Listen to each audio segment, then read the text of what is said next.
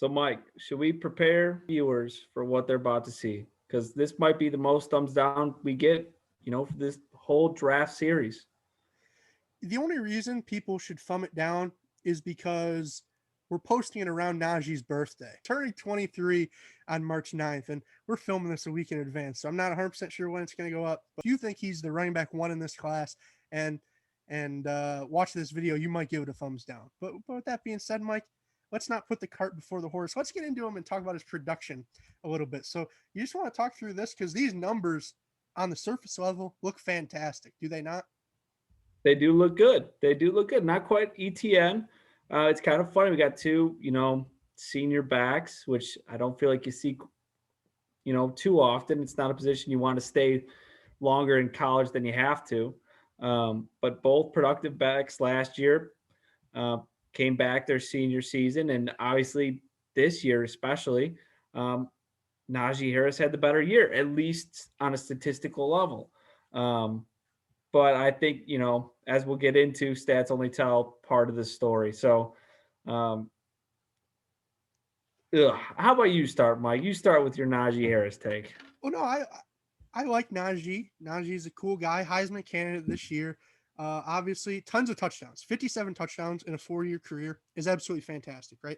I don't want people to see this and think like, oh, because I'll say it right now, because Michael thinks he's a third rounder, that doesn't mean that I hate the guy. He had a fantastic college career.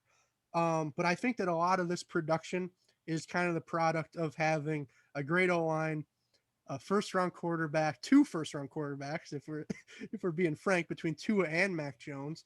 You have a fantastic wide receiver core, whether it's Jerry Judy, whether it's Jalen Waddle, Devonta Smith. The list goes on and on of talent that this guy's played around. And just to me, when I put the film on, and we'll get right into the observations right now, I'm just not super impressed. I think that there's so many plays where you just see him bouncing off the backs of his own offensive linemen, where it's like, okay, the hole's here. Why are you running into the back of the right guard? I just don't get it. And to me, he's the worst in terms of vision that we've seen to this point.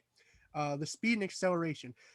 I can't I can't penalize him a ton there because okay, the man's 6'2", 230. You're not expecting him to run a 4.3.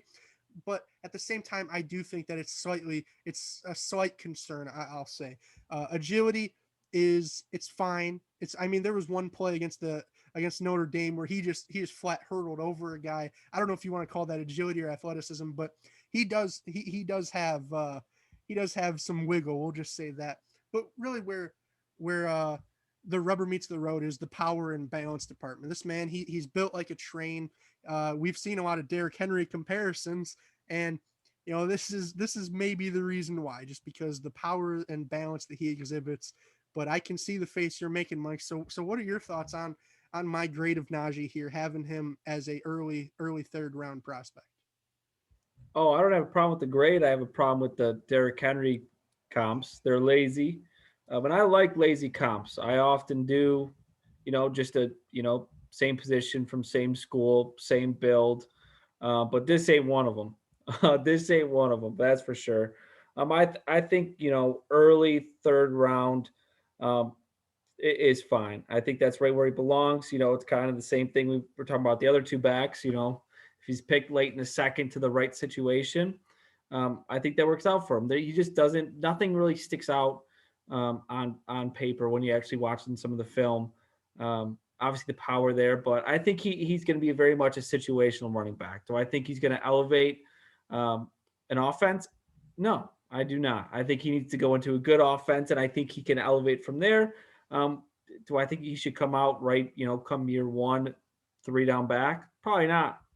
Just from what I'm seeing, if you have maybe kind of that speedy, shifty halfback, and then you need something to kind of add some balance there, add a different kind of some spice there, then I think Najee could be your guy. But just on the back, I think, and if you're not finding that all around third down back, where does he probably belong?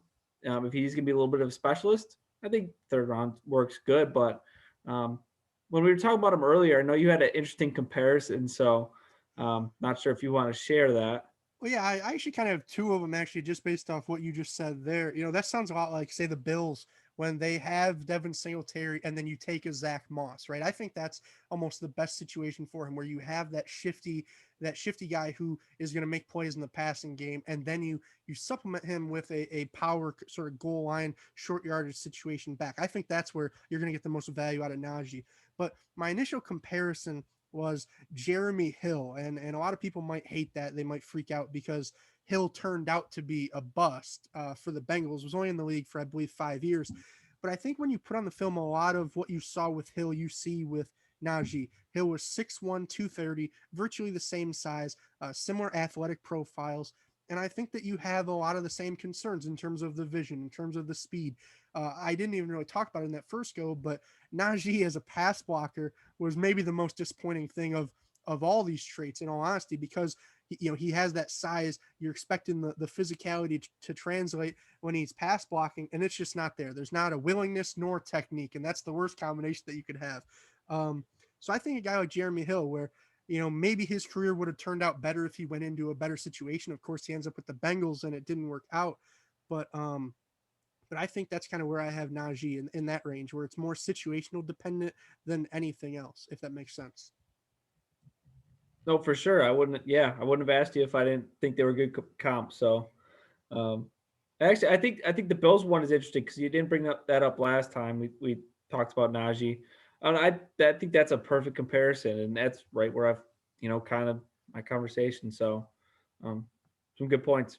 Yeah, and another point that I should have brought up earlier, I know I kind of joked about it, but he is 23 years old. That's another red flag that, I didn't actually know when I was grading him. This man, I mean, for comparison, Ezekiel Elliott's only 25 right now, right? And he's already been a 3-time Pro Bowler, 1-time All Pro, been in the league for 5 seasons. Najee, there's a lot of people talking about him as a first round running back, and he's going to be 23 as a rookie. That's a concern for me.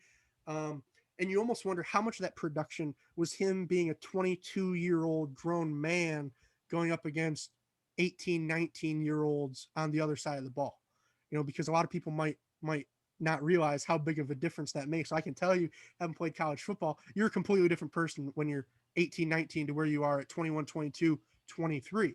And I think that could have been another portion of the Najee production that's slightly being overlooked by people, and especially people who have him as their RB1, because he's just not even in that really conversation, at least from my perspective. No, absolutely not. I'm right there with you. Yeah. So with that being said, as we did last video for Travis Etienne, if you haven't seen that video, make sure to click the link above our heads. But here's a little breakdown of how each individual grade compares. Najee, as we kind of talked about, he's lacking in vision, he's lacking in terms of speed and acceleration, but that's not necessarily his game.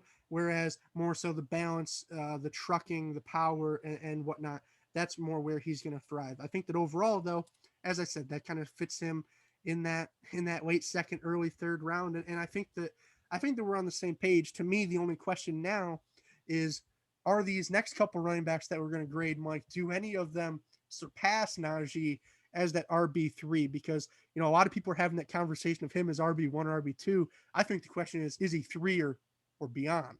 You know? For sure. And I think if people want to figure that out, or at least our thoughts on that, I think they might have to tune into the next couple videos.